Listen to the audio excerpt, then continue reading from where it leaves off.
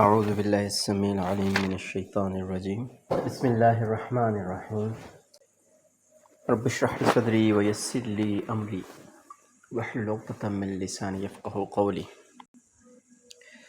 کل ہم نے تقویٰ کے بارے میں تھوڑی سی ڈسکشن کی تھی، اور اس میں جو موسٹ امپورٹنٹ چیز ہے وہ یہ ہے کہ ہم تقویٰ اپنے اندر کیسے پیدا کریں۔ دو چیزیں جو ہیں وہ امپورٹنٹ ہیں، ایک تو نیت، ارادہ، عزم، کوشش گناہوں کو چھوڑنے کی، اللہ کی ناراضگی سے بچنے کی۔ چھوٹے چھوٹے گناہوں سے شروع کرتے ہیں، ہم ارادہ کرتے ہیں اور پھر ٹوٹتا ہے، پھر اس پہ توبہ کرتے ہیں، پھر سے ارادہ کرتے ہیں، پھر ٹوٹتا ہے، پھر توبہ کرتے ہیں۔ اور دوسری چیز ہے دعا۔ یہ ہم نے شروع سے ہی دعا، اللہ ہمیں دعا ہی سکھا رہے ہیں، اور دعا بار بار کہہ چکا ہوں کہ سب سے دعا کی خوبصورت چیز یہ ہے کہ اللہ کے سامنے اپنے آپ کو عاجز بنا کے پیش کرنا کہ اللہ ہم کچھ بھی نہیں ہیں۔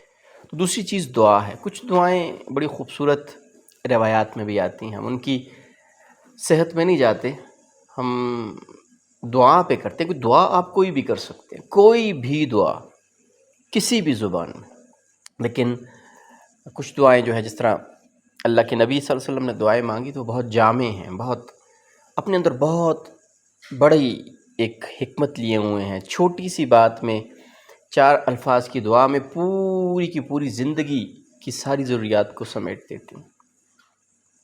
ایک دعا کا ٹکڑا ہے بہت خوبصورت، تقویٰ کے حوالے سے، اللہ سے مانگنے کے حوالے سے۔ اللہم آت نفسی تقواہا، اے اللہ مجھے تقوی عطا فرمائیے۔ اللہم آتی، کچھ جگہ پہ اعطی بھی آتا ہے ان توئیں کے ساتھ، اور کچھ جگہ آتی آتا ہے، الف کھڑی زبر آ اور تا زیر تی۔ اللہم آتی نفسی تقواہا، دونوں کا مطلب ایک ہی بنتا ہے، اللہ مجھے عطا فرمائیے تقوی، میرے نفس کو تقوی سے مزین فرما دیجیے۔ وزکھا، اور اللہ میرا تزکیہ فرما دیجیے۔ وزکھا انت خیر من زکاہا، اللہ سب سے بہتر تزکیہ، سب سے بہتر پاک، سب سے بہتر صفائی کرنے والا دلوں کی گناہوں سے، ہر چیز سے، اللہ وہ تو آپ ہیں۔ انت خیر من زکاہا انت ولیہا و مولاہا، اے اللہ آپ ہی ہمارے دوست، ولی، اور آپ ہی ہمارے مددگار، اور اللہ آپ ہی ہمارے مالک و مولا ہیں۔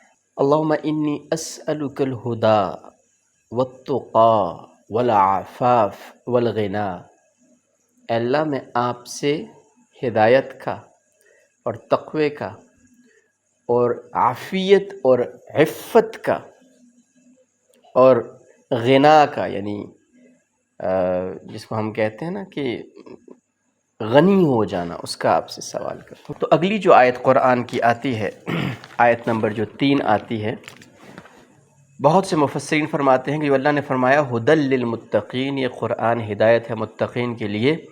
تو یہ متقی کون لوگ ہیں؟ ایک تو ہم نے بہت ساری ڈسکشن کی متقی کی، اور کہ قرآن خود بھی بتا رہا ہے الذین یؤمنون بالغیب ویقیمون الصلاۃ ومما رزقناہم ینفقون۔ تو پہلے اس آیت کا ہم لفظی ترجمہ دیکھ لیتے ہیں، اور پھر اس کو سٹیپ بائی سٹیپ ڈسکس کرتے ہیں، اور بڑی خوبصورت آیت ہے، بڑی جامع آیت ہے۔ الذین، وہ لوگ جو، یا جو وہ لوگ، الذین کا مطلب ہے وہ لوگ یا جو لوگ، یؤمنون ایمان لاتے ہیں، ایمان رکھتے ہیں، بالغیب، با کا مطلب ہوتا ہے ساتھ، الغیب، غیب جو نگاہوں سے پوشیدہ ہے، چھپی ہوئی ہے، سمجھ سے بالا تر ہے۔ وَيُقِيمُونَ الصَّلَاةَ، اور جو قائم کرتے ہیں الصلاۃ، دعا کو یا نماز کو۔ صلاۃ لغوی معنوں میں دعا کو کہتے ہیں، اور شرعی معنوں میں صلاۃ جو ہے وہ ہم نماز کو کہتے ہیں، نماز بھی دعا ہی ہے۔ وَيُقِيمُونَ الصَّلَاةَ وَمِمَّا، مما جو ہے یہ 2 لفظوں سے بنا ہے، من اور ما۔ من کا مطلب ہوتا ہے اس سے، ما جو، جس میں سے، جو اس نے، رزقنا ہم نے دیا ہے، نا ضمیر ہے، رزقا رزقنا، یعنی اللہ اپنا فرماتے ہیں رزقنا، جو ہم نے دیا ہے، مما رزقناہم، ہم من انہیں، ينفقون، اس میں سے خرچ کرتے ہیں. یعنی اس آیت کا مطلب کیا ہے؟ الذین یؤمنون بالغیب ویقیمون الصلاۃ ومما رزقناہم ينفقون. متقی وہ لوگ ہیں جو غیب پہ، پوشیدہ چیزوں پہ ایمان رکھتے ہیں اور نمازوں کو قائم کرتے ہیں، اور جو ہم نے انہیں دیا ہے. ہمارے پاس جو کچھ ہے وہ سارا کچھ دیا ہوا ہے، ہمارا اپنا کچھ بھی نہیں. وَمِمَّا رَزَقْنَاهُمْ يُنْفِقُونَ، جو ہم نے انہیں دیا ہے اس میں سے خرچ کرتے ہیں. تو انسان کی یہ اس کی جامعیت کا امام رازی رحمۃ اللہ نے بڑی خوبصورت ایک اشارہ فرمایا کہ 3 قسم کی عبادات یا اللہ کی خوشنودی 3 طریقے سے ہو سکتی ہے: دل سے، جسم سے اور مال سے.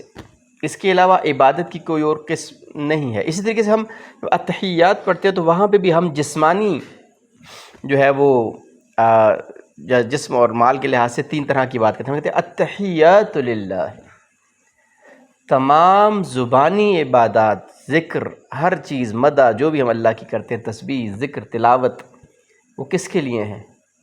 اللہ کے لیے ہیں. التحیات للہ، ظہری زبان کی ہر عبادت، ہر اچھی چیز کس کے لیے ہے؟ اللہ کے لیے. والصلوات، اور جتنی جسمانی عبادات ہیں وہ بھی اللہ کے لیے. والطیبات، اور جتنی مالی عبادات ہیں وہ بھی اللہ کے لیے. کتنی خوبصورت 3 لفظوں میں ہم اپنی پوری زندگی کا اللہ کے سامنے رکھ دیتے ہیں. تو یہ 3 قسم کی عبادات یہاں پہ اللہ نے بتائی. الذین یؤمنون بالغیب، ایمان کا تعلق ہوتا ہے دل کے ساتھ. تو دل سے ریلیونٹ جتنی کوئی اچھائیاں ہو سکتی ہیں وہ متقین میں ہونی چاہیے. وَيُقِيمُونَ الصَّلَاةَ، اور صلات کو ذکر کر کے ساری جتنی بھی جسمانی عبادات تھیں سب کا ذکر ایک طرح سے اشارتاً ذکر کر لیا کہ دل سے ریلیونٹ ساری نیکیاں اور گناہوں سے بچنا، اور جسم سے ریلیونٹ ساری نیکیاں اور گناہوں سے بچنا. وَمِمَّا رَزَقْنَاهُمْ يُنْفِقُونَ، اور جو مال سے ریلیونٹ نیکیاں، اچھائیاں اور گناہوں سے بچنا، یہ متقین کی صفت ہے. اب ہم اس کو تھوڑا سا ایک ایک اس کے ٹکڑے کی کرتے ہیں. اس میں 3 امپورٹنٹ ٹکڑے آ گئے. الذین یؤمنون بالغیب، یہ ایک آ گیا، یہ ایک حصہ. وَيُقِيمُونَ الصَّلَاةَ، یہ دوسرا حصہ، وہ نماز کو قائم کرتے ہیں. وَمِمَّا رَزَقْنَاهُمْ يُنْفِقُونَ، اور جو ہم نے ان کو عطا کیا ان میں سے خرچ کرتے ہیں. تو ایمان کس کو کہتے ہیں؟ ایمان کی بہت ڈیٹیلڈ بحث ہے، جس کو آسان الفاظ میں ایمان دل سے کسی کو سچا اور حق مان لینے کو کیا کہتے ہیں؟ ایمان. اور ایمان کیسا ہو؟ ایمان کون سا قابل قبول ہے؟ جو غیب پہ ہو. ان چیزوں پہ ایمان جو ہماری نظروں سے اوجھل ہیں، ہماری نظروں سے پوشیدہ ہیں، ہمارے ذہن سے ورا ہیں، ہمارے ذہن کی، ہماری عقل میں جو باتیں نہیں آ سکتی، لیکن جب اللہ فرما دیں کہ ایسا ہے، اللہ کے رسول صلی اللہ علیہ وسلم فرما دیں کہ ایسا ہے، تو ہم بغیر سمجھے، بغیر سوچے، بغیر دیکھے جب اس کو مان لیتے ہیں، دل سے مان لیتے ہیں، تو وہ چیز کیا کہلاتی ہے؟ ایمان. ابوبکر صدیق رضی اللہ عنہ کے بارے میں آتا ہے نا کہ اس طرح آتا ہے، شما فرمائے کہ کسی نے ان سے کہا جب نبی صلی اللہ علیہ وسلم معراج سے واپس آئے تو مذاق میں کسی نے کہا کہ ابوبکر تمہیں پتہ ہے تمہارے ساتھی کیا کہہ رہے ہیں کہ رات کو میں مکہ سے جو ہے وہ بیت المقدس کیا، مسجد اقصیٰ گیا، یعنی فلسطین میں گیا، سعودی عرب سے مکہ سے اٹھ کے فلسطین گیا، اور فلسطین میں بھی رکے نہیں، پھر وہاں سے کدھر گئے؟ آسمان پہ گئے، اور پھر واپس آ گئے ایک ہی رات میں. تو انہوں نے کہا کہ اگر رسول اللہ صلی اللہ علیہ وسلم نے یہ بات کی ہے تو سچ کہا ہے، حق کہا ہے. تو کچھ علماء فرماتے ہیں اسی لیے ان کا لقب کیا ہے؟ صدیق ہے، سچا، سچائی بیان کرنے والا۔ تو ایمان کیا ہے؟ کہ جو اللہ نے کہہ دیا، جو اللہ کے رسول صلی اللہ علیہ وسلم نے کہہ دیا، وہ ہمیں نظر آ رہا ہے یا نہیں آ رہا، وہ سمجھ آ رہا ہے نہیں آ رہا، اس کو مان لینے کو ہم کیا کہتے ہیں؟ ایمان کہتے ہیں۔ جو اگلی چیز ہے نا، ایمان بالغیب، جو غیب ہے، اس کے تین طرح کی، اگر ہم تین ڈائمنشنز میں اس کو ہم ڈیفائن کر سکتے ہیں۔ ایک تو وہ ڈائمنشن ہے جو ہماری نارمل ہے، جس میں ہم سمجھتے ہیں ایمان بالغیب کیا ہے جی؟ اللہ کو ہم نے دیکھا ہے، اللہ کے نبی صلی اللہ علیہ وسلم کو، موسیٰ علیہ السلام کو، عیسیٰ علیہ السلام کو، کسی کو دیکھا ہے؟ تورات کو، انجیل کو، جبرائیل کو، میکائیل کو، اسرافیل کو، کسی کو دیکھا؟ تقدیر کو کبھی دیکھا؟ کبھی فیل کیا؟ آخرت کو دیکھا؟ قبروں میں کبھی کسی کا عذاب دیکھا؟ قبر کبھی کسی کی جنت کا باغ بنا ہوا دیکھا؟ کچھ بھی نہیں دیکھا۔ یہ سارے مغیبات ہیں، یہ وہ چیزیں ہماری آنکھوں سے اوجھل ہیں، لیکن ہم کیا کرتے ہیں؟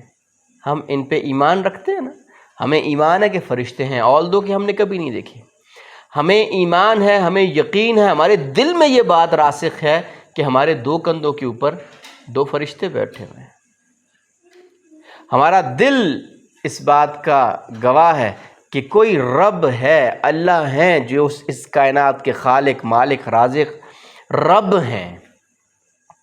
اللہ کے نبی صلی اللہ علیہ وسلم کے آخری رسول ہونے پہ ہمیں یقین ہے۔ جتنے انبیاء کا ذکر قرآن میں آیا ہم سب کو مانتے ہیں۔ تو یہ سارے کیا ہیں؟ یہ کبھی ہم نے دیکھے نہیں ہیں، ان کا کوئی سائنٹیفک ایویڈنس ہمارے پاس نہیں، لیکن چونکہ قرآن نے ہمیں کہا ہے، چونکہ اللہ کے نبی صلی اللہ علیہ وسلم نے ہمیں بتایا ہے، تو ان پہ ہم بغیر دیکھے، بغیر سوچے، بغیر سمجھے ایمان لے آتے ہیں۔ اس کو ہم کیا کہتے ہیں؟ ایمان بالغیب۔ ایمان مفصل: آمنت باللہ وملائکتہ وکتبہ ورسلہ والیوم الآخر والقدر خیرہ وشرہ من اللہ تعالی والبعث بعد الموت۔ اللہ کا ایمان، ملائکہ کا ایمان، فرشتوں کا، رسولوں کا ایمان، کتابوں کا یقین، اور اچھی اور بری تقدیر کا یقین، یہ کہ اللہ ہی کی طرف سے ہوتا ہے۔ جو اچھائی ہمیں پہنچتی ہے وہ اللہ کی طرف سے ہے، اور جو برائی ہمیں پہنچتی ہے وہ اللہ نے لکھ رکھی ہے۔ وہ ہمارے اپنے اعمال کی وجہ سے ہی ہمیں پہنچتی ہے، لیکن وہ اللہ نے لکھ رکھی ہے، اللہ کو پتہ ہے۔ اور مرنے کے بعد دوبارہ زندہ ہونے کا یقین، جس طرح ہم آلریڈی پڑھ چکے تھے، مالک یوم الدین، جو یوم جزا کا، یوم الدین کا مالک ہے، تو ہمیں اس پہ یقین ہے۔ تو یہ ایمان بالغیب کا وہ ٹکڑا ہے جو ہمیں نارملی ہمارے ذہنوں میں آتا ہے۔ کوئی چیز ہوتی ہے اس کو یقین کر لینا، آلدو کہ وہ ہمیں اس کے کوئی کانسیکوینسز کچھ نظر نہیں آ رہا۔ کوئی بیمار ہو گیا ہے تو بظاہر ہم کیا کہہ رہے ہیں کہ یار یہ تو بڑی مصیبت میں ہے، تو بڑی پریشانی میں، اپنی ذات کے اوپر یار کیا، کس گناہ کی سزا میں پھنس گیا ہوں۔ لیکن ایمان بالغیب کیا ہے؟ کہ یہ میرے رب کا حکم ہے، اور یہ میرے لیے رحمت ہے، یہ میرے گناہوں کی صفائی کا ذریعہ ہے، یہ میرے درجات کی بلندی کا ذریعہ ہے۔ یہ بھی ایمان بالغیب کی ایک قسم ہے۔ ہمارا دل جب اس پہ مطمئن ہو جائے گا نا، جب دل اس چیز پہ ایمان لے آئے گا کہ کوئی بھی مصیبت، کوئی پریشانی اب ہمیں پہنچتی ہے، تو اس سے ہمارے درجات بلند ہوتے ہیں، اس سے اللہ ہم سے راضی ہوتے ہیں، ہمارے گناہ بخشے جاتے ہیں۔ جب یہ ایمان، یہ یقین ہمارے دل میں آئے گا تو ہماری زندگی میں خود بخود سکون اور خوشیاں آ جائیں گی۔ تو یہ چیز اپنی زندگی کو بہترین بنانے کے لیے ایک بہت امپورٹنٹ جو اسپیکٹ ہے وہ ایمان بالغیب ہے۔ تو اس پہ انشاءاللہ مزید ڈیٹیل میں بات کریں گے، کیونکہ یہ اگر ہمارے پاس آ جاتا ہے تو ہمیں نہ دنیا میں کسی نقصان کا کوئی غم اور افسوس ہوگا، اور نہ ہی ہمیں کچھ ملنے کے اوپر جو ہے وہ ہم کوئی اترائیں گے یا فخر کریں گے۔ تو زندگی ہماری خوبصورت بن سکتی ہے، ہم بناتے نہیں ہیں۔ ہم اگر اپنی لائف کے اندر دین کو لے آئیں، پازیٹیوٹی کو لے آئیں، ہم چیزوں کو تھوڑا ان ڈیپتھ دیکھنا شروع کر دیں، چیزوں کو تھوڑا سا گہرائی سے مشاہدہ شروع کر دیں، سوچنا شروع کر دیں، اپنی لائف کے بارے میں، اللہ کے بارے میں، قرآن کے بارے میں سوچنا شروع کر دیں، تو بہت ساری ایسی چیزیں ہیں، بہت سارے ہمارے ایسے پرابلمز ہیں جو خود بخود سولو ہو جائیں گے۔